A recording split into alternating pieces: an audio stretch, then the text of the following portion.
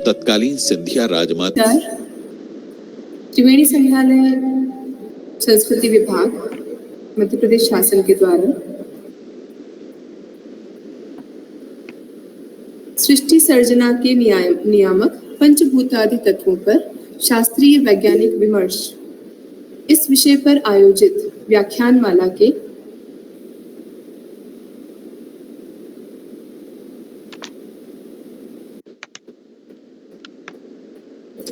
वैदिक वाङ्मय से सृष्टि उत्पत्ति विषयक विचार कई स्थानों पर किया गया है। ऋग्वेद, मुंडकोपनिषद, तैत्तिरीय उपनिषद, प्रश्नोपनिषद, छांदोग्य उपनिषद, बृहदारण्यक उपनिषद आदि कई शास्त्रों में, कई उपनिषदों में, कई संदर्भों में हमारे यहाँ सृष्टि उत्पत्ति का विचार रखा गया है।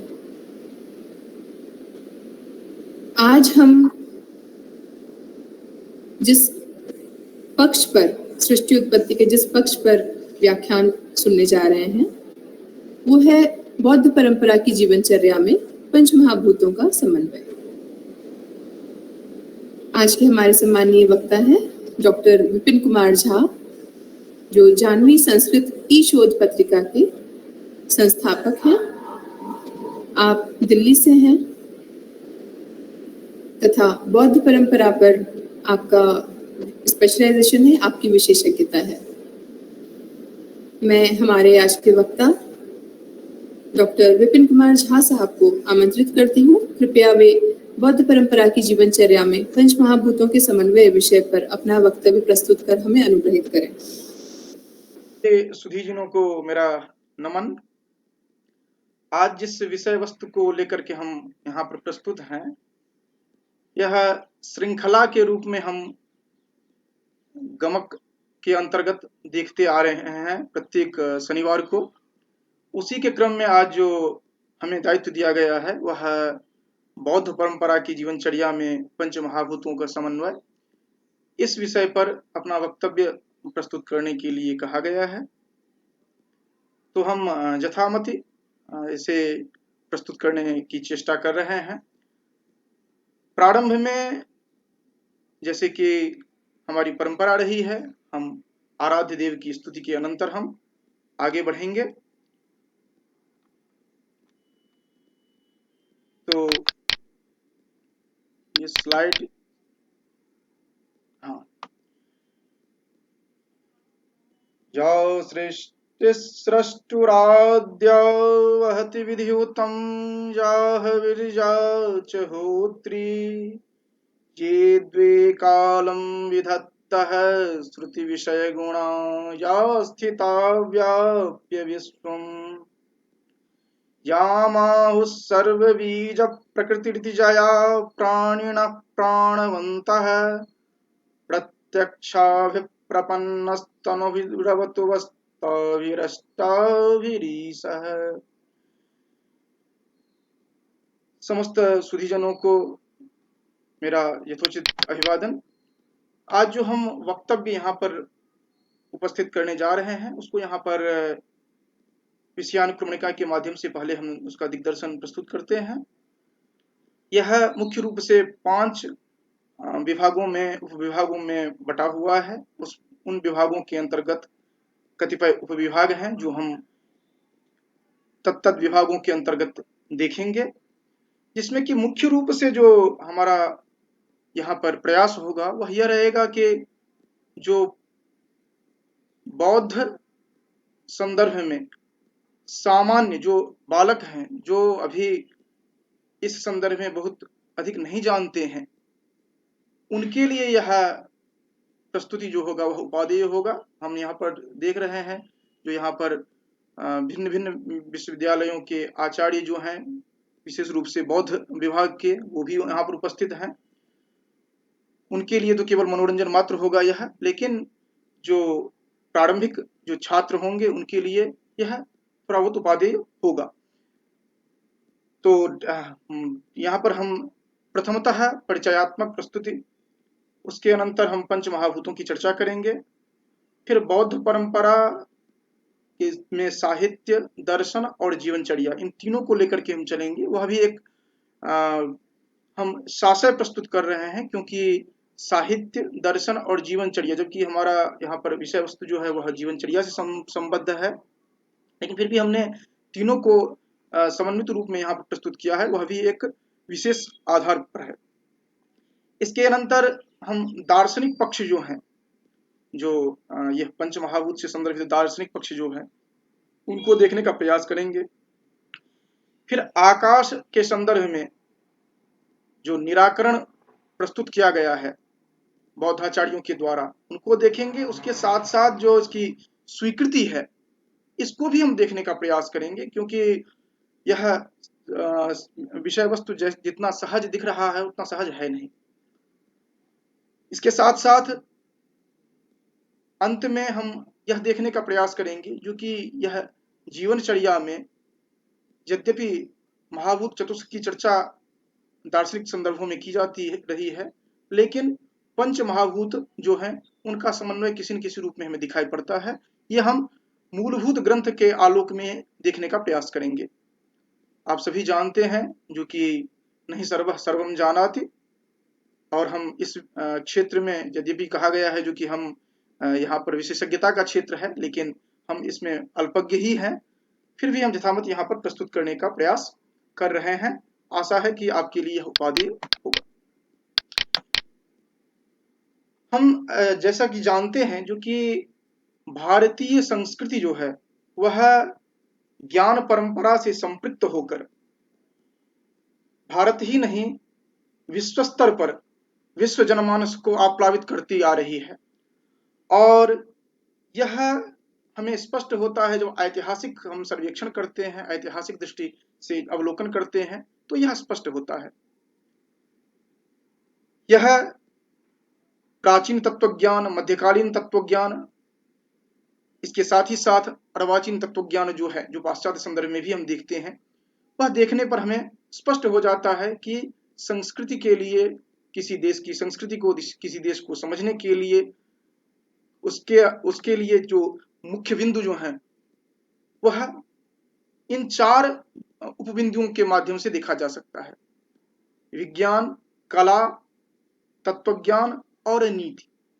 इसमें से कि यहाँ पर हम विज्ञान, कला या नीति पक्ष को अधिक नहीं विस्तारित करेंगे।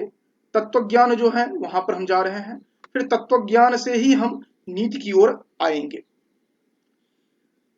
जब तत्वज्ञान की बात हम करते हैं तो वैदिक परंपरा से लेकर के अर्वाचीन समय तक हम उसी परंपरा का अनुगमन करते हैं जिसमें कहा गया है अविद्या मृत्युम तीर्त्वा विद्यामृतमश्नुते।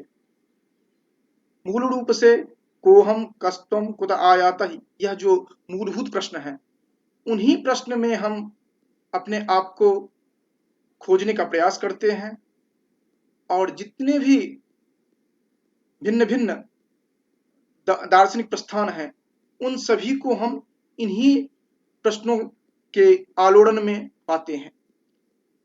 यह भारतीय परंपरा निश्चित रूप से वह जो अनुसंधान की प्रवृत्ति है वह निरंतर चलता रहता है, और यह आज से नहीं, यह इस जगत का आविर्भाव जहां से हुआ है वहां से लेकर ये अत्याधुनिक युग में प्रवेश करने के समय में भी हम उन्हीं प्रश्नों में अपने आप को संलिप्त पाते हैं, क्योंकि हमारा चरम लक्ष्य जो होता है वह वही है।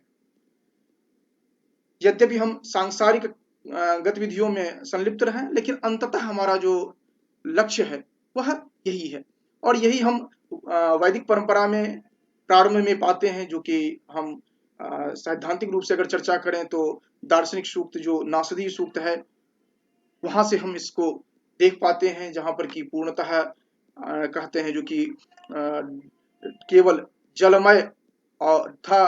उसके बाद हम देखते हैं जो कि काम का आविर्भाव हुआ, फिर मानसिक सृष्टि प्रारंभ होते हुए हम इस अत्याधुनिक समय तक हम पहुंच पाए क्रमशः। तो ये जो परंपरा प्रारंभ हुआ उसी के धरातल पर ये जितने भी न्याय से लेकर के जितने भी अन्य दार्शनिक प्रस्थान हैं उन सभी को हम पाते हैं। यह केवल भारतीय परंपरा में ही इस तरह का नहीं है, अगर आप पाश्चात्य परंपरा को देखें तो वहां पर यूनानी परंपरा जो है वहां भी हम इसी तरह देखते हैं, जो कि थेल्स, एनेक्सिमेंडर, एनेक्सिगोरस, फिर उसके बाद आकर के जो परवर्ती आचार्य हुए हैं वो फिर ज्ञान मीमांसा की ओर ज्यादा झुकाव उनका हो गया है। लेकिन जो बुद्धिवाद देखें या अनुभववाद देखें, वह कोई न किसी एक विशेष तत्व को लेकर के वह आगे बढ़ते हैं। लेकिन हम वहां पर भी प्रारंभ अगर देखते हैं तो वहां पर वही जल से सृष्टि को व्याख्यायित करने का प्रयास करते हैं। तो इस तरह अगर हम इन सभी जो भी अभी हमने चर्चा की है उसको अगर हम सैद्धांतिक रूप में लाकर देखें तो दर्शन शास्त्र के मुख्य 3 प्रभाग हम देखते हैं: तत्व, ज्ञान और मूल्य। यदि पाश्चात्य दृष्टि से देखें तो वहां पर हम तीनों की अलग अलग मीमांसा करते हैं, लेकिन भारतीय परंपरा में जब भी हम चर्चा करेंगे तो इन तीनों का समन्वित रूप ही हमें दिखाई पड़ेगा। क्योंकि आगे चल करके हम देखेंगे जो कि जिस पंच तत्व की बात हम करने के लिए जा रहे हैं, पंचभूत की बात करने के लिए हम जा रहे हैं, वह पृथक रूप से कहीं पर वर्णन नहीं किया गया है। वह इन्हीं भिन्न भिन्न विषय वस्तुओं के उपवादन के क्रम में उसे प्रस्तुत किया गया है। विशेष रूप से जब हम बौद्ध संप्रदाय को देखें वहां पर फिर हम उसी तत्व मीमांसा को और अगर सूक्ष्म रूप से देखें तो ईश्वर संबंधी तत्व ज्ञान जो है, या सत्ता शास्त्र जो है, या आत्मा संबंधी जो तत्व ज्ञान है, या फिर सृष्टि विषय जो विज्ञान है, इनको हम देखने का प्रयास करते हैं अलग अलग बिंदुओं पर। पाश्चात्य, जैसे कि हमने अभी चर्चा प्रस्तुत की थी, इसी वहां पर भी तत्व मीमांसा की बात करें तो यद्यपि वह ज्ञान मीमांसा में आकर के परिणत हो जा रहा है, लेकिन वहां भी हम देखते हैं जो कि प्रत्यय और जड़ पदार्थ जो है उनको लेकर के आगे वह अपनी मीमांसा प्रस्तुत करते हैं। वहीं पर भारतीय परंपरा को अगर देखें तो यह अलग अलग तरह से हम इनको देख सकते हैं। जैसे कि वस्तुवाद के संदर्भ में चर्चा करें तो भिन्न भिन्न दार्शनिक प्रस्थान आपको दृष्टिगत होते हैं, जिसमें कि उस तत्व जो है उसको जानने की प्रक्रिया किस तरह से होगी, उसको हम कैसे जानेंगे, उसका अवबोध कैसे होगा, उसके लिए अलग अलग संप्रदाय जो हैं वह अलग अलग तरह से व्याख्यायित करते हैं। वह न्याय वैशेषिक का अपना संदर्भ है, मीमांसकों का अलग संदर्भ है, सांख्य जो है वह अलग तरह से चर्चा करते हैं, वहीं पर चारवाक जैन जो हैं यह अलग तरह से व्याख्यायित करते हैं। वहीं पर बौद्ध जो है, यद्यपि यहाँ पर बौद्ध के एक प्रभाग की चर्चा की गई है, इसी तरह हम और संप्रदाय को देखेंगे यहाँ पर उनको उनका जो विषय वस्तु देखने की जो परिपाटी है वह अलग तरह से है। या उसी तरह अद्वैत की बात करें या औपनिषदिक अद्वैतवाद जो है, या फिर आचार्य शंकर का जो अद्वैतवाद है, इन सब में भी हम अगर मैन्यूटली देखें तो कहीं न कहीं अंतर हमें दिखाई पड़ता है, और उनका सिद्धांत जो है वह उस तत्व, उस ज्ञान मीमांसा और उस मूल्य, उन तीनों के समन्वित रूप में प्रस्तुत करने का प्रयास है वहां पर। अब हम आते हैं मुख्य विषय वस्तु जो है उस तरफ हम आ रहे हैं, जहां पर कि हम पंच महाभूत की बात करते हैं। पंच महाभूत यह भारतीय परंपरा में जिस किसी भी प्रस्थान की ओर आप देखें तो वहां पर आपको यह पंच महाभूत जो है, या पंच तत्व के रूप में पंच महाभूत, फिर आकर के हम सूक्ष्म से आकर के स्थूल पर जब आते हैं तो आप देखते हैं कि पंच तत्व के रूप में दिखाई देता है। यहाँ पर हम स्पष्ट रूप से बताना चाहेंगे कि जब भी हम चर्चा करते हैं तो इनकी सूक्ष्मतम रूप की बात करते हैं, जहां ये नित्य रूप में हमें दिखाई पड़ते हैं, और यही व्याख्यायित भिन्न भिन्न दार्शनिक प्रस्थानों में भिन्न भिन्न तरह से की गई है। और कुल मिलाकर के हम देखेंगे अंत में आकर के जो कि जितने भी दार्शनिक प्रस्थान है वो कहीं न कहीं एक बिंदु पर आकर के मिलते हैं। ये पंचतत्व, पंचभूत या पंचमहाभूत की जो बात करते हैं, यह केवल दार्शनिक प्रस्थानों में ही वर्णित नहीं है, अभी तो अन्यान्य जो ग्रंथ हैं, अन्यान्य जो प्रस्थान है, डिसिप्लिन है, वहां पर भी हम इन पंच तत्वों, पंच महाभूतों की बात करते हैं। जैसे कि यहाँ पर हमने कुछ आयुर्वेद के ग्रंथों की को देखा, वहाँ भी वह विस्तार पूर्वक इसकी चर्चा प्रस्तुत करते हैं। इसके बाद हम आगे बढ़ें तो जब हम कहते हैं भूत या महाभूत या पंच महाभूत, तो सबसे पहले वो जानना आवश्यक हो जाता है कि भूत पद का क्या अभिप्राय है। तो यहाँ पर भूत का अभिप्राय है जिसका अस्तित्व हो, यहाँ पर जो विद्यमान हो उसे भूत कहते हैं। और इसी विद्यमानता के आधार पर यह 5 जो है जिनसे समस्त सृष्टि का सर्जन हुआ है, यह मानते हैं क्योंकि अनिवार्य रूप से नित्य होंगे। और इसको अगर अलग अलग तरह से देखें तो पृथ्वी, अग्नि, जल, वायु और आकाश इन रूपों में देखते हैं। अब इनके भिन्न भिन्न इंद्रियों से जो इनका संबंध है, इनका जो विषय है और आधार जो है, और इससे संदर्भित जो ज्ञान जो सृजित होता है, इन सभी को यहाँ पर व्याख्यायित करने का प्रयास किया गया है। अभी तक यह स्पष्ट हो गया है जो कि भिन्न भिन्न दार्शनिक प्रस्थान इन पंच तत्वों को स्वीकार करते हैं।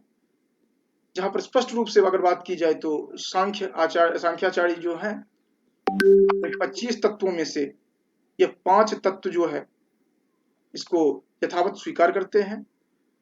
वेदांत सार के को अगर देखें, वेदांत की जो प्रारंभिक वेदांत का जो प्रारंभिक ग्रंथ है, वहां पर स्पष्ट रूप से चर्चा किया गया है इन पंच तत्वों की।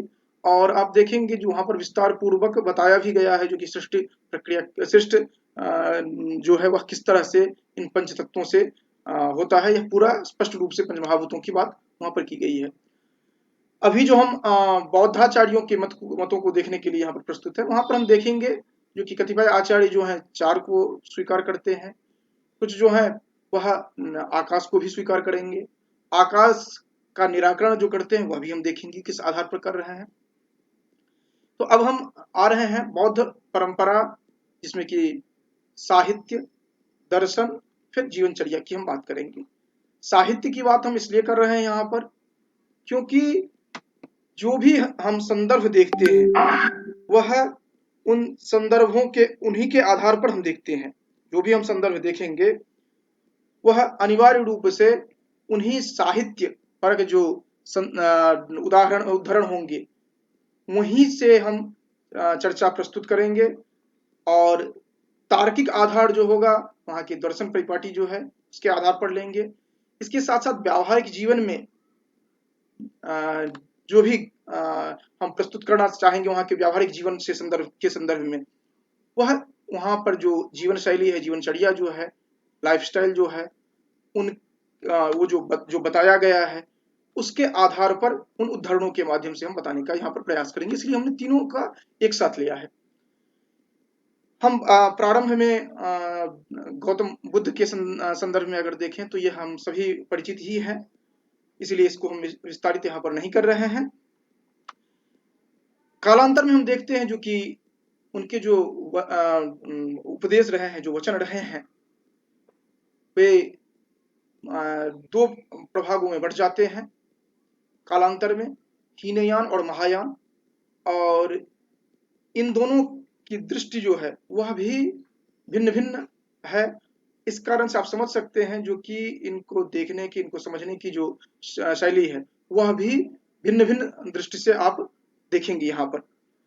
और ये कालांतर में जाकर के जो 4 संप्रदायों में विभक्त होते हैं, इनके मतों को भी देखना आवश्यक हो जाता है क्योंकि इन्हीं के आधार पर आप इन संदर्भों को समझ पाएंगे जो कि पंच तत्व की बात जो की जा रही है और जहां पर जीवनचर्या की बात कर रहे हैं वह आप स्पष्ट रूप से तभी समझ पाएंगे। और यही कारण है कि प्रारंभ में हमने जो वैभाषिक की बात की थी वह इसी कारण से, क्योंकि वास्तव जगत में जो वस्तु है उसे अगर प्रत्यक्ष मानेंगे उसके बाद ही हम जीवनचर्या की बात करेंगे। तो इसी कारण से हमने वैभाषिक का वहां पर संदर्भ दिया था। बौद्ध साहित्य की बात करें तो यहाँ पर 3 पिटक, 5 निकाय, 9 अंग और धर्मस्कंधों की बात हम करते हैं, जिसमें कि त्रिपिटक जो है उनका उनके जो अलग अलग विभाग, उपविभाग हैं, उनको हम समझते हैं। इसके अनंतर हम जो उनके उपविभाग हैं उन्हें समझने का प्रयास करते हैं, क्योंकि ये इसलिए आवश्यक हो जाता है क्योंकि हम आगे चल करके जो इन ग्रंथों की चर्चा करेंगे दार्शनिक संदर्भ में या फिर व्यावहारिक धरातल पर, वो यहीं से हम इन्हीं में से ग्रंथों को उठाएंगे और उसी के आधार पर हम चर्चा प्रस्तुत करेंगे। इस कारण से इन संदर्भों को देखना आवश्यक है। इसके बाद हम आते हैं एक एक करके उनके उपविभागों को देखते हैं। उपविभागों को देखने के अनंतर हम सुत्त पिटक के जो आगे चल करके हम धम्मपद का कुछ उदाहरण देंगे, उसके सुत्त पिटक के जो भिन्न भिन्न उपविभाग हैं उनको यहाँ पर दिखाने का प्रयास हमने किया है। अब हम आगे पहुंचते हैं जो कि त्रिपिटक की जो व्याख्याएं जो हैं इनको हमने देखा। अब यहीं से आकर के ये जो ग्रंथ हमने देखा और उनके जो उपविभाग हमने देखे, उन्हीं के आलोक में हम इन ग्रंथों का जो महत्व है उसे हम देखते हैं, क्योंकि आगे चल करके जो हम जीवनचर्या की बात करते हैं वह इन्हीं के आलोक में हम समझ पाते हैं।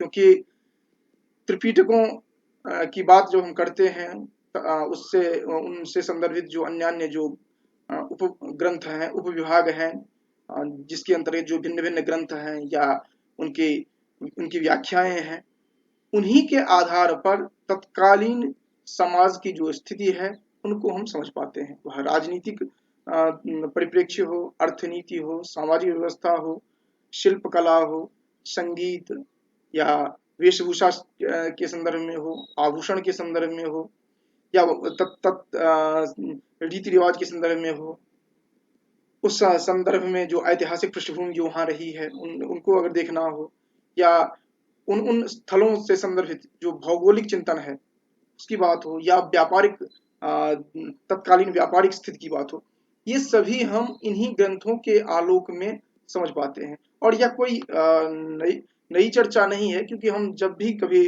वाङ्मय का आलोड़न करते हैं तो तत्कालीन जो व्यवस्था है, तत्कालीन जो स्थिति है उनको हम समझते हैं। वह संस्कृत साहित्य जो है उनको जब उनकी चर्चा हम करते हैं तो वहां भी हम देखते हैं जो कि जिस कवि की बात करते हैं उनकी जो कृति है उसके आधार पर तत्कालीन स्थिति की चर्चा हम करते हैं। वो हम अश्वघोष की बात करें या कालिदास की बात करें या श्रीहर्ष की बात करें, क्योंकि उनके ग्रंथों को देख करके तत्कालीन जो स्थिति रही होगी उसकी हम कल्पना कर पाते हैं।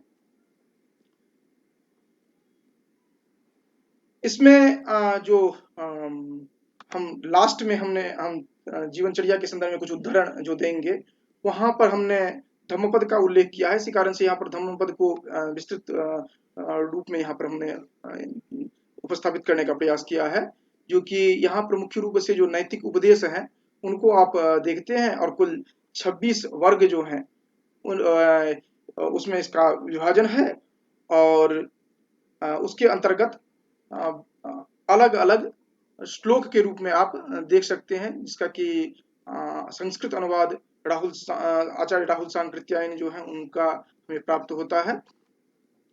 अब हम यहाँ से जो मूलभूत चर्चा है वह हमारा प्रारंभ होता है। इस संदर्भ में हम पहले हम जानना चाहेंगे, जो कि हमारे पास समय हमें बता दें तो उसके हिसाब से मैं व्याख्यान में सुविधा होगी। आदरणीय, आप 5 बजे तक आप समय ले सकते हैं। ठीक है।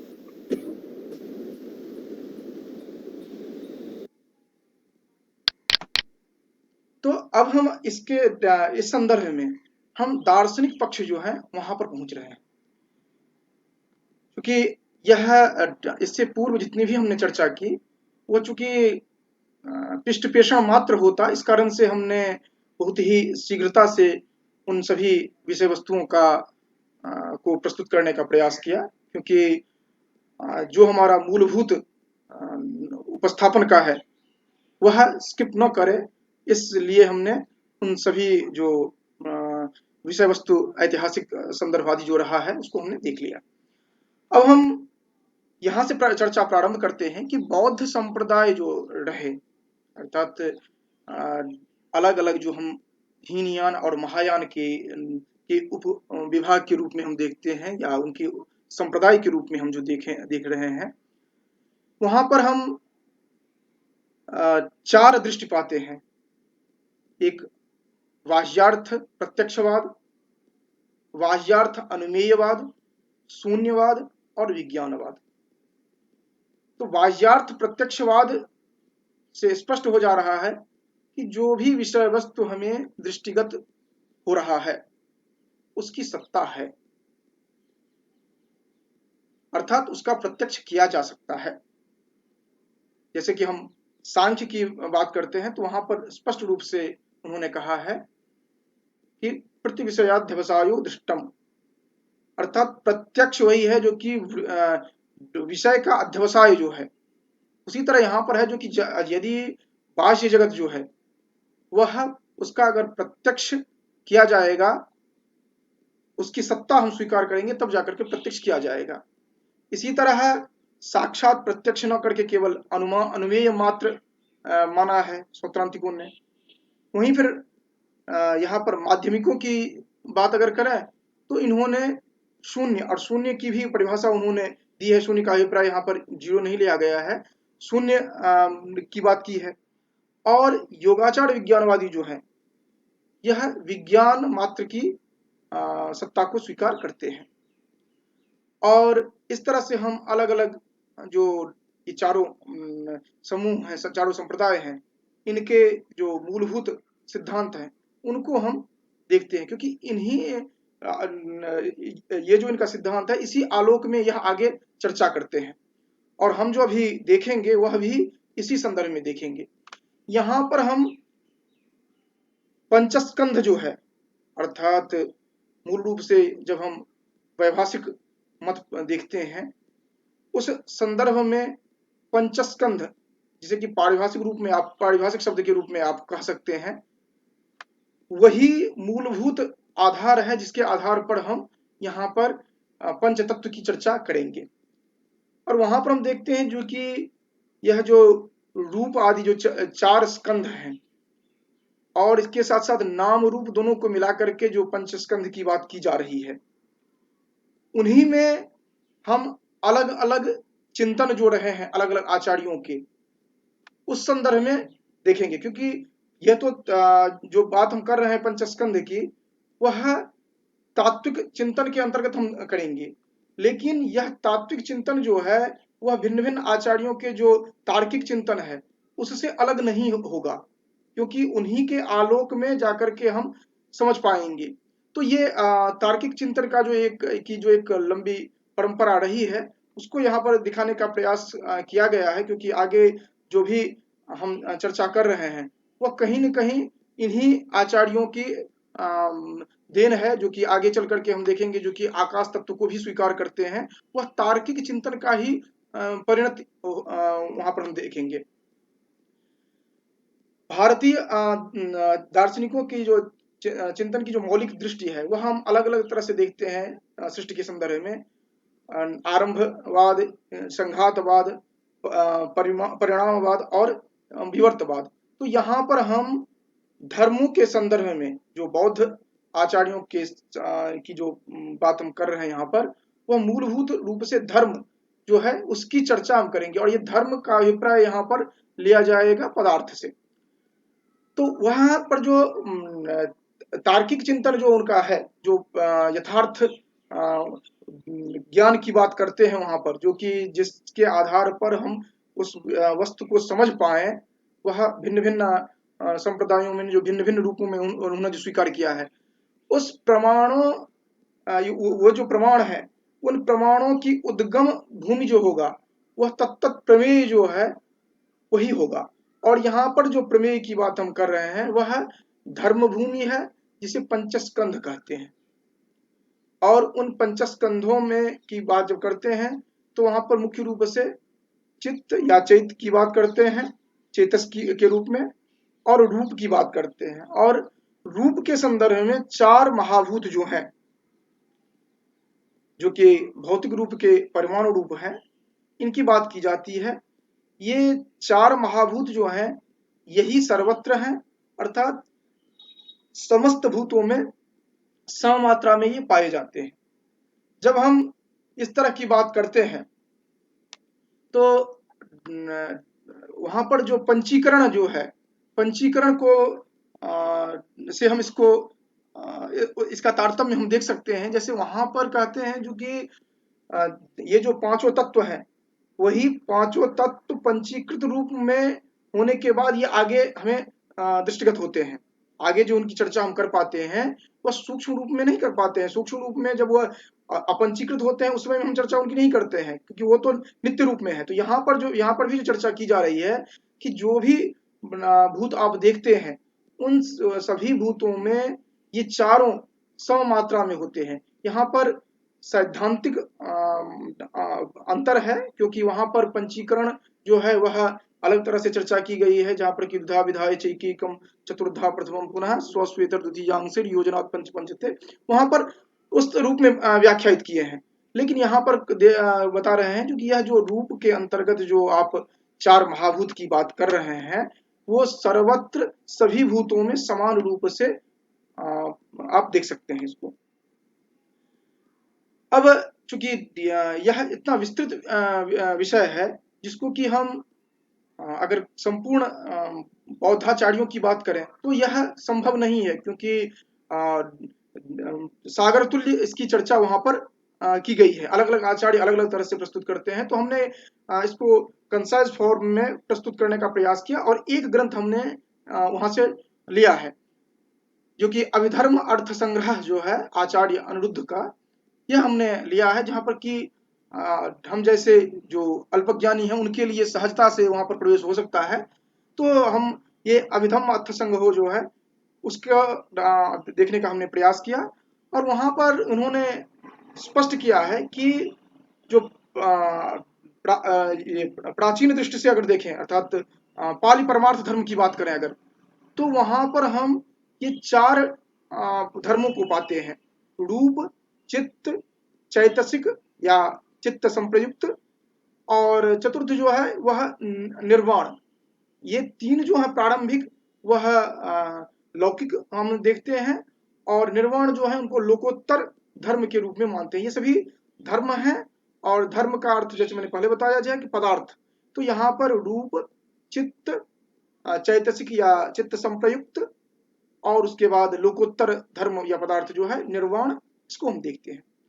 यही फिर हम ये जो वैभाषिक और सौत्रांतिक जो है इन आचार्यों की बात अगर करें तो वहां पर हम देखते हैं कि ये इस एक अतिरिक्त यहाँ पर चित्त विप्रयुक्त जो है यह एक अतिरिक्त धर्म के रूप में हम देखते हैं, जहां पर कि रूप, चित्त, चैतसिक या चित्त संप्रयुक्त, चित्त विप्रयुक्त और निर्वाण, ये जो लोकोत्तर धर्म है इनको हम देखते हैं।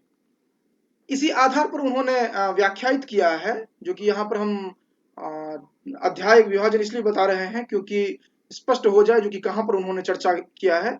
तो ये अलग अलग धर्मों की चर्चा करते हुए इन्होंने षष्ठ परिच्छेद जो है वहां पर रूप समुद्देश्य, रूप विभाग, रूप समुत्थान, रूप कलाप और रूप प्रवृत्ति क्रम जो है इसके आलोक में इन्होंने चर्चा की है।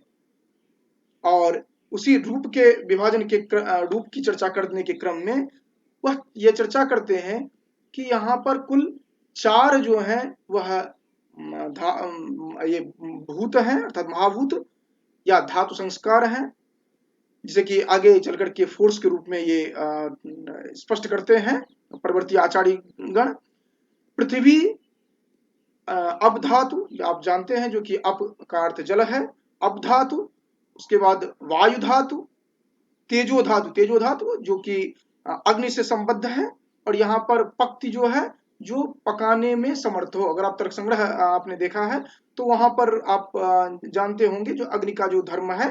तो यहाँ पर ये बता रहे हैं जो कि पृथ्वी, अप धातु, वायु धातु और तेजो धातु। तो वहीं पर हम जो आचार्य तुलसी के जो देखते हैं क्षिति जल पावक गगन समीरा, तो यहाँ पर गगन को छोड़ दिया जाए, तो ये चार जो अन्य जो हैं उनको हम यहाँ पर देखते हैं, और इनके अलग अलग कर्म बताए गए हैं, धृति कर्म, संग्रह कर्म, व्यूहन कर्म, पक्ति कर्म। ये अलग अलग जो चार महाभूत जो हैं इनके अलग अलग ये इनके अपने जो कर्म हैं ये बताए गए। इसके साथ साथ ये महाभूत चतुष्क जो है या भौतिक द्रव्य जो है, ये अलग अलग जगह पर मैं अलग अलग नाम यहाँ पर प्रस्तुत कर रहा हूँ, क्योंकि अलग अलग संदर्भों में इन्होंने अलग अलग नाम दिया है, लेकिन मैं वहीं पर ऑब्लिक करके दे रहा हूँ ताकि स्पष्ट हो जाए, जो कि इसके अतिरिक्त यह कुछ नहीं है। वहां पर जब धर्म की बात करते हैं या यहाँ पर भूत की बात कर रहे हैं, इससे पहले जो हमने चर्चा की थी उसी के संदर्भ में यहाँ पर कह रहे हैं जो कि ये परस्पर स्वतंत्र होते हैं। ये चारों महाभूत जो हैं ये परस्पर स्वतंत्र होते हैं, हेतु प्रत्ययवश ये एक दूसरे से संबद्ध होते हैं। और इसका विस्तार पूर्वक चर्चा हम देखते हैं जब वो ये द्वादश निदान जो है, अर्थात द्वादश ये प्रत्ययों की बात जो वहां पर करते हैं, वहां पर इन्होंने संपूर्ण रूप से वर्णन किया है जो क्यों कैसे ये एक दूसरे से संबद्ध हैं। तो उसके बाद फिर देख रहे हैं जो कि इन सब की एक साथ उत्पत्ति होती है, और जैसे कि हमने इससे पहले चर्चा की थी, क्योंकि वेदांत का पंचीकरण जो है इससे आप देखेंगे दोनों में साम्य दिख रहा है, लेकिन दोनों के सिद्धांत जो है बिल्कुल अलग हैं। वो आप जब दोनों की तुलना करेंगे तो आप स्पष्ट होगा, लेकिन मूलभूत जो इनका आधार है वह एक ही दोनों का दिख रहा है, क्योंकि वहां भी पंचीकरण में पंचीकरण से पहले जो है वह दोनों अलग अलग सभी अलग अलग होते हैं, लेकिन जब भी हम बाह्य जगत में देखें इन महाभूतों को, तो ऐसा नहीं कह सकते हैं जो कि इसमें केवल आकाश है तो आकाश ही केवल होगा, क्योंकि आकाश में अन्य जो पांच हैं, अन्य जो चार हैं वो भी वहां पर होंगे ही। यहाँ पर चार हैं तो अन्य तीन जो है अर्थात इन सभी की उपस्थिति एक साथ होगी ही। यहाँ पर अब हम आते हैं जो कि सबसे महत्वपूर्ण जो हो जा रहा है वह यह हो जा रहा है कि आकाश को नहीं मानते हैं। अब आकाश को नहीं मानते हैं तो उसके लिए कुछ आधार होना चाहिए। आकाश का की चर्चा बहुत विस्तार पूर्वक की गई है ग्रंथों में। तो हम जैसे कि जानते हैं जो कि आकाश जो है वह उसके गुण जो बताए गए हैं, विभुत्व, नित्य, ये नित्यत्व और एकत्व। इस आधार पर यहाँ पर जब आप इन ग्रंथों को देखेंगे तो इन्होंने कहा जो कि आकाश न तो भौतिक कह सकते हैं आकाश को, न ही अभौतिक कह सकते हैं। क्योंकि अभौतिक इसलिए क्योंकि यह इसमें एकत्व और नित्यत्व गुण है।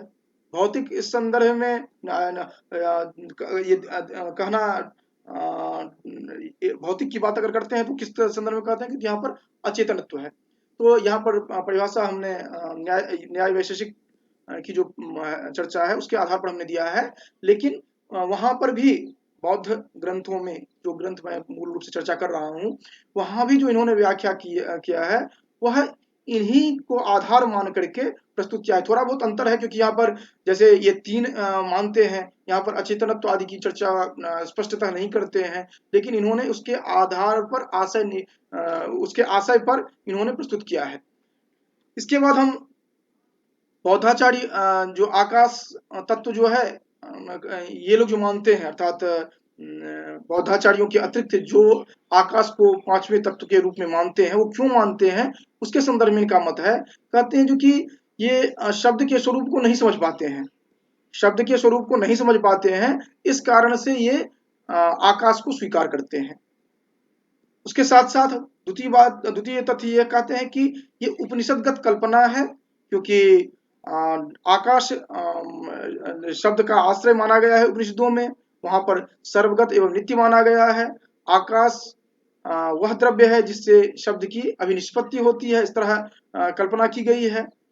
और यहाँ पर जैसे कि स्पष्ट रूप से हम जब चर्चा करते हैं इसको ब्रह्मसूत्र, तो वहां पर हम देखते हैं जो कि उसके व्याख्यान में चर्चा छांदोग्य उपनिषद का उदाहरण दिया गया है।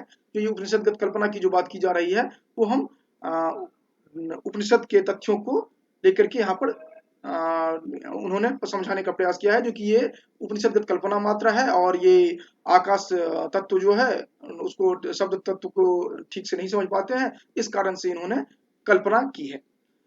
अगर इसको तटस्थ होकर के चर्चा करें तो हम यहाँ पर देखते हैं जो कि यह एकांगी चिंतन है, क्योंकि जब हम औपनिषदिक चर्चा करते हैं, उपनिषद से संदर्भित चर्चा करते हैं या अन्य अन्य ग्रंथों की, तो समग्र रूप से उसका चिंतन आवश्यक होता है। यहाँ पर एक चर्चा यह भी किया जाता है कि अलग अलग संदर्भों में अलग अलग तरह से आकाश को माना गया है। कहीं पर कहा गया है जो कि आकाश की पृथक सत्ता न होकर के वह ब्रह्म जो है वही आकाश है। ये जब हम अद्वैत वेदांत संदर्भ में जो हम चर्चा करते हैं या उपनिषद में जो हम ब्रह्म की श्रेष्ठता दिखाने का प्रयास करते हैं, अर्थात ब्रह्म की सर्वव्यापकता की बात जब करते हैं, उन संदर्भों को उद्धृत करते हुए उन्होंने कहा जो कि ये जो आप कह रहे हैं यह तो कहीं पर यह कह रहे हैं जो कि केवल ब्रह्म की सत्ता है, आकाश की चर्चा ही नहीं करते हैं। कहीं पर कहते हैं कि ये जो पंच महाभूत हैं इन्हीं से संपूर्ण सृष्टि हुई है, जैसे कि यहाँ पर हम देख रहे हैं जो कि अस्य लोकस्य का गतिः इति आकाश इति होवाच सर्वाणि सर्वाणि ह इमानि भूतानि आकाशादेव समुत्पद्यन्त। करें कहीं पर तो आप इस तरह कह रहे हैं, कहीं पर कह रहे हैं जो कि ब्रह्म ही मात्र एकमात्र है। तो ये सब इन सब संदर्भों का प्रयोग करते हुए परवर्ती आचार्य जो हैं बौद्धाचार्य, वो ये नहीं माना जाए, अर्थात आकाश को नहीं स्वीकार किया गया है, इसके संदर्भ में उन्होंने व्याख्यान दिया है। लेकिन उसका समाधान हमने कहा जो कि इस संदर्भ में हो सकता है, क्योंकि हम उन संदर्भों को स्पष्ट रूप से नहीं चर्चा करते हैं। जैसे कि यहाँ पर कहा गया है जो कि वो शब्द को नहीं समझ पाते हैं, शब्द के स्वरूप को नहीं समझ पाते हैं, इसलिए आकाश को मानते हैं। ठीक उसी तरह यह आरोप वहां भी लगता है जो कि आप भिन्न भिन्न संदर्भों को नहीं देखते हैं। खैर, उससे आगे हम बढ़ते हैं। इसमें जो अन्य मत जो दिया गया है वह वेदांत आकाश की उत्पत्ति ब्रह्म से, उत्पत्ति नहीं कह करके आकाश ब्रह्ममय है ये आप कह सकते हैं, क्योंकि एकमात्र ब्रह्म की ही आप सत्ता को स्वीकार करेंगे।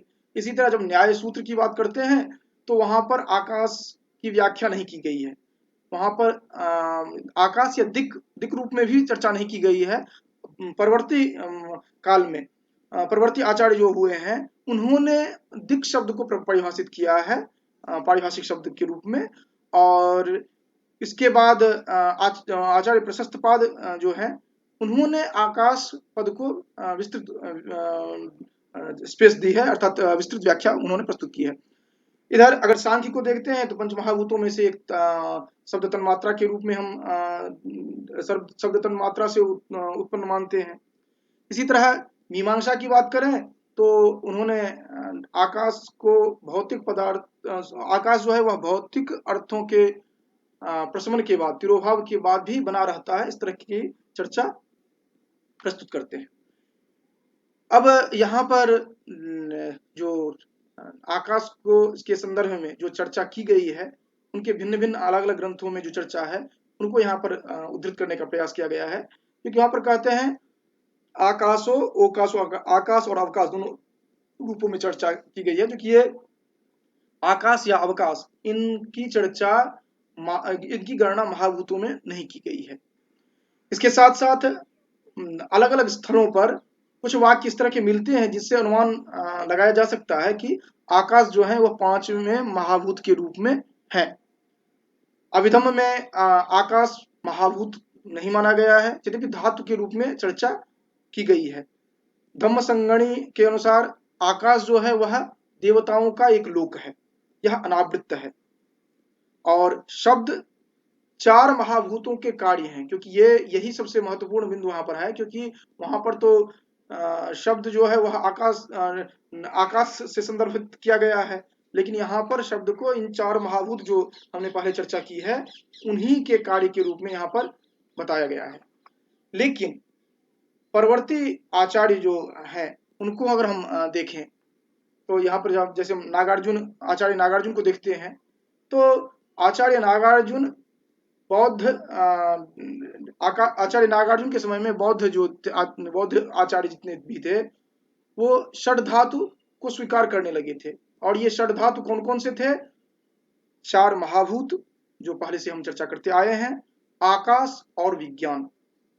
अब न्याय वैशेषिक की ओर आप देखिए, जैसे कि तर्क संग्रह में आप देखते हैं पृथ्वी तेजो वायु आकाश काल दिगात्म मनांश नवी व 9 जो वहां पर जो चर्चा की गई है उससे अगर आप उसकी तुलना करिए तो पृथ्वी जल अग्नि वायु ये तो आपने चार महाभूत के अंतर्गत देख लिया। आकाश को ये मान रहे हैं धातु के रूप में, तो आकाश के संदर्भ में ही आप अलग अलग व्याख्यान में ये आकाश दिक् और काल इनको एक रूप में अर्थात एक ही जगह पर अलग अलग संदर्भों में व्याख्यायित की गई है। बहुत विस्तृत चर्चा इसकी की गई। इसके साथ साथ विज्ञान को मानते हैं जो कि यहाँ पर मन जो है इसकी चर्चा की गई है वैशेषिक में। इस तरह से हम ये देख सकते हैं कि इन दोनों का परवर्ती जो स्वरूप है वह यहाँ पर जैसे यहाँ पर 9 द्रव्य को मानते हैं उसी तरह यहाँ पर भी 6 जो है वो प्रकारांतर से 9 द्रव्य के रूप में हमें दिखाई पड़ते हैं।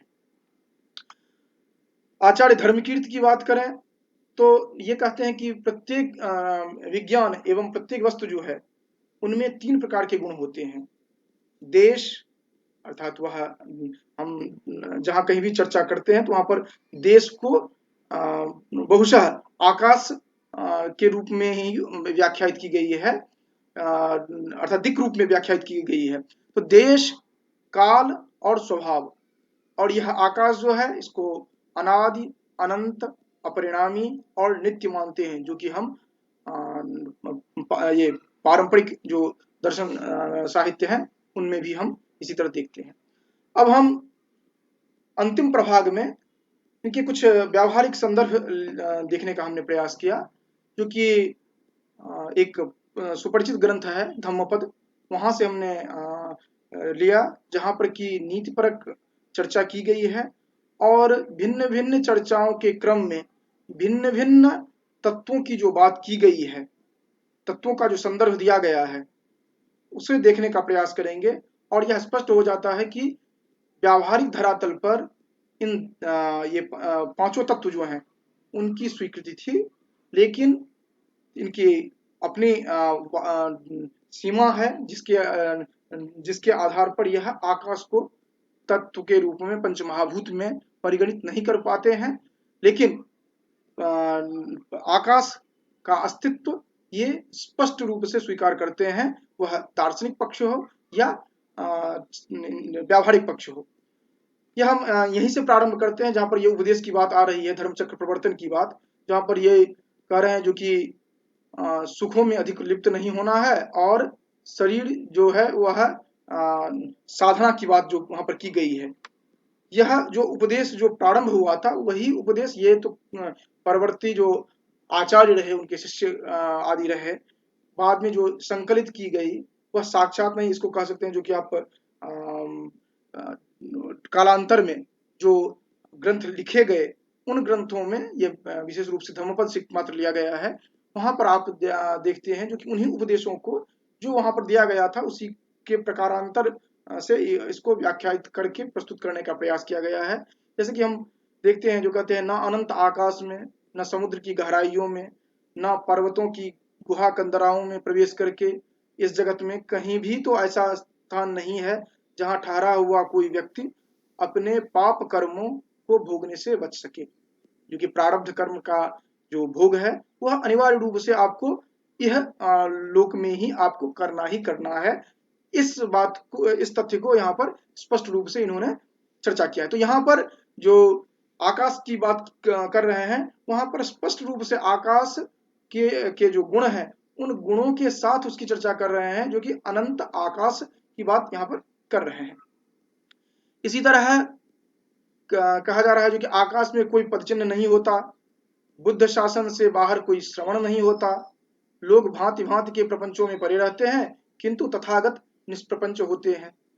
तो यहाँ पर आकाश जो है, यह आकाश को उस रूप में स्वीकार किया गया है जहाँ पर कि स्पेस के रूप में जो आप जानते हैं, इस दृष्टि से आकाश की चर्चा यहाँ पर की गई है। इसी तरह हमने अन्य संदर्भों को भी देखा, जैसे कि पृथ्वी आदि संदर्भों को देखा, जो कि यह कह रहे हैं कि तुच्छ शरीर जो है वह शीघ्र ही चेतना रहित होकर के काठ के टुकड़े की भांति पृथ्वी पर पड़ा रहेगा। तो यहाँ पर पृथ्वी से स्पष्ट रूप से जो यह व्यावहारिक धरातल है, उस धरातल की बात की जा रही है। तो हालांकि ये तो चार महाभूत को स्पष्ट रूप से स्वीकार ही करते हैं, इसलिए इसको व्याख्यायित करने की आवश्यकता नहीं है। जहां तक इन आकाश की चर्चा है, वह जब हम देखते हैं इन उदाहरणों में, तो यहाँ पर स्पष्ट हो जाता है जो कि यह आकाश जो है, यह भी जैसे पृथ्वी की उत्पत्ति हुई है सूक्ष्म रूप से, यह परमाणु रूप से जो हम स्थूल रूप में देख रहे हैं, उसी तरह आकाश जो है वह भी उसी रूप में कहीं न कहीं यह स्वीकार करते हैं। इसके बाद हम देख रहे हैं जो कि फिर वही उदाहरण दे रहे हैं जो कि ये शैक्ष अर्थात निर्वाण की खोज में लगा हुआ व्यक्ति जो है, जो शिक्षा की खोज में लगा हुआ है, यह पृथ्वी पर देवताओं से रहित इस यमलोक पर विजय पाएगा। शैक्ष भली जो है वह, अर्थात जो निर्वाण की खोज में लगा हुआ है, वही उपदिष्ट धर्म के पदों का पुष्प की भांति चयन करेगा। तो यहाँ पर भी पृथ्वी की जो चर्चा की गई है वह स्पष्ट रूप से जो हम व्यावहारिक धरातल जो देखते हैं उन्हीं की बात की जा गई है। यहाँ पर अग्निहोत्र की चर्चा की गई है, लेकिन अग्निपद जो है वह उसी संदर्भ में प्रयोग किया गया है जिस संदर्भ में इन्होंने महाभूत चतुष्क की बात की है, वहां पर इन्होंने किया है। इसी तरह अन्य जो महाभूत हैं, उन सभी की चर्चा इन्होंने अलग अलग संदर्भों में अलग अलग जगह किया है। हमने यहाँ पर केवल धम्मपद से उदाहरण देने का प्रयास किया, क्योंकि हमारी भी एक सीमा थी अध्ययन की, और उसके साथ साथ यह बहुत ही बहुत प्रचलित में है, और सहजतया इसको हम प्रामाणिकता के साथ समझ सकते थे, क्योंकि इसका संस्कृत अनुवाद भी हमारे पास उपलब्ध था। इस आधार पर हमने इसको लेने का प्रयास किया। तो अंत में हम ये स्पष्ट रूप से यह कह सकते हैं जो कि यह जहां तक दार्शनिक दृष्टि से महाभूतों में गणना की बात है, उन महाभूतों में आकाश या अवकाश की गणना नहीं की गई है, लेकिन धातु के रूप में भिन्न भिन्न ग्रंथों में प्रस्तुत है। परवर्ती आचार्य जो हैं उन्होंने आकाश को व्याख्यायित करने का प्रयास किया है विस्तार पूर्वक, और यहाँ पर जो पारंपरिक जो मत है, उन पारंपरिक मतों को खंडित करने का प्रयास किया गया है। अब वह प्रयास कहाँ तक सार्थक है, यह जब आप इन ग्रंथों का अवलोकन करेंगे, आलोड़न करेंगे, तो वहाँ पर स्पष्ट होगा, क्योंकि यह ग्रंथ जो है वह भी उसकी भाषा जो है वह पाली भाषा है। इस कारण से उसमें थोड़ी हमारे लिए भी सीमा थी, इसीलिए अगर कहीं इसमें प्रमाद हुआ हो तो आप लोग यथास्थान इसका समुचित समाधान करेंगे और हमें उससे अवश्य सूचित करेंगे। और स्पष्ट रूप से यह कहा जा सकता है कि व्यावहारिक धरातल पर आकाश को मानना अपरिहार्य है, ये जो आचार्य हैं उनके लिए। इसी के साथ हम अपने वक्तव्य को यहाँ पर विराम देते हैं। इससे संबंधित जो भी कोई प्रश्न है वह सादर आमंत्रित है।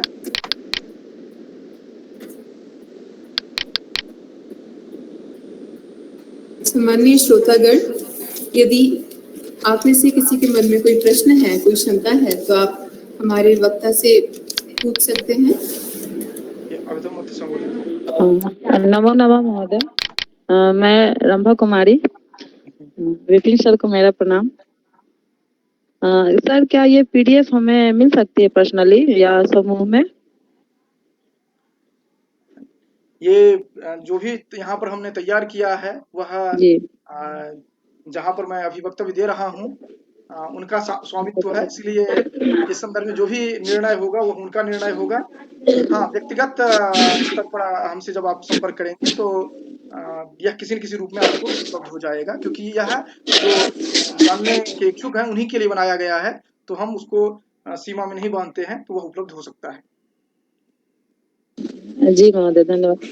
महोदय एक और प्रश्न था। मैं बुद्ध भगवान के से संबंध उनके जीवन चरित्र और उनके कार्यों और अन्य मतलब उनके बारे में पूरी जानकारी प्राप्त करना चाहूंगी, तो उसके लिए कौन सी पुस्तक मिलेगी या आप कुछ उपलब्ध करा सकते हैं क्या?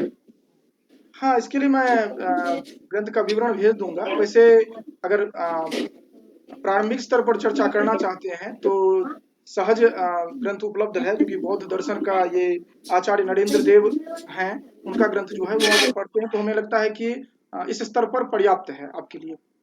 जी, धन्यवाद महोदय।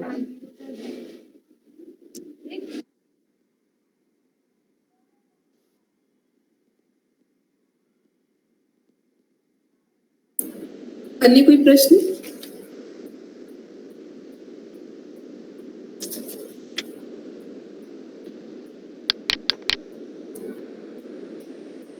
विपिन जी, आपके वक्तव्य को आपने बहुत व्यापकता के साथ में प्रस्तुत किया। बहुत ब्रॉड व्यू से शुरू होके आप धीरे धीरे उसे नैरो करते हुए गए। एक बहुत सरल भाषा में आपने शुरू करके फिर धीरे धीरे आप उसे कठिन की तरफ ले गए। तो एक सहयात्रा रही आपके साथ में, जो मुझे लगता है हमें एक नई दृष्टि प्राप्त हुई है उससे, क्योंकि इस विषय में अधिकतर लोग अनभिज्ञ थे। और फिर भाषा जो आप कह रहे थे कि चूंकि वो पाली से प्रभावित है, तो अंत में जो कुछ उद्धरण जो आप संदर्भ श्लोक वगैरह आप दे रहे थे वो भी समझने में काफी कठिनाई होती, पर आपका जो प्रेजेंटेशन था वो बहुत वेल डिफाइंड था, बहुत आकर्षक था। ना सिर्फ आपने हर एक चीज का विवरण, उसका अनुवाद आपने बहुत अच्छे से लिखा हुआ था, बल्कि वो बहुत कलरफुल और एस्थेटिकली अट्रैक्टिव भी था। मैं आपकी प्रस्तुति के लिए आपको पुनः धन्यवाद देती हूँ और एक सफल व्याख्यान के लिए मैं आपको बधाई भी देती हूँ। और आपने जैसा बताया कि इतने आचार्य जो हुए, बौद्ध आचार्य, और सबने अपने अपने दर्शन उसमें प्रतिपादित किए, तो मुझे लगता है यहाँ ये जो सामीप्य है, ये जो समानता है कि हमारे यहाँ भी इतने दार्शनिक हुए, इतने आचार्य हुए और सबने अपनी अपनी व्याख्याएं, अपने अपने दर्शन सबने दिए हैं। तो और यही लिबर्टी जो बौद्ध धर्म में, सनातन धर्म में, इनमें जो ये लिबर्टी दी जाती है कि कालांतर में आप जैसी आवश्यकता महसूस करें या जैसा आपका स्वाध्याय आपको डायरेक्ट करे, उस हिसाब से आप अपने दर्शन प्रतिपादित करते हैं। आप साहित्य रचने के लिए आप मुक्त होते हैं और उसे जीवनचर्या में अपनाने या अपने अनुयायियों को सिखाने के लिए भी आप उसकी लिबर्टी आपको पूरी तरह से प्राप्त होती है। यही लिबर्टी मुझे लगता है कि इन संप्रदायों को, इन मान्यताओं को, इन धर्मों को इतनी शताब्दियों के बाद भी जीवंत रखी हुई है और बहुत रिलेवेंट रखी हुई है। मैं हमारे सभी श्रोतागणों को पुनः धन्यवाद देती हूँ। बहुत धैर्य से और बहुत सुंदरता के साथ आप लोगों ने इसका आस्वादन किया व्याख्यान का। और मैं यहाँ सूचना भी देना चाहूंगी कि हमारा अगला व्याख्यान डॉक्टर मीनाक्षी जोशी जी के द्वारा प्रस्तुत किया जाएगा। डॉक्टर मीनाक्षी सहायक प्राध्यापक हैं इलाहाबाद विश्वविद्यालय प्रयागराज से। आपका विषय होगा लोक की निर्गुण भक्ति धारा में पंच तत्व का चिंतन। अगले शनिवार इसी समय 4 बजे आप सभी लोगों की हमें फिर प्रतीक्षा रहेगी। तब तक के लिए धन्यवाद। नमस्कार। नमस्कार। नमस्कार सर। धन्यवाद। They will come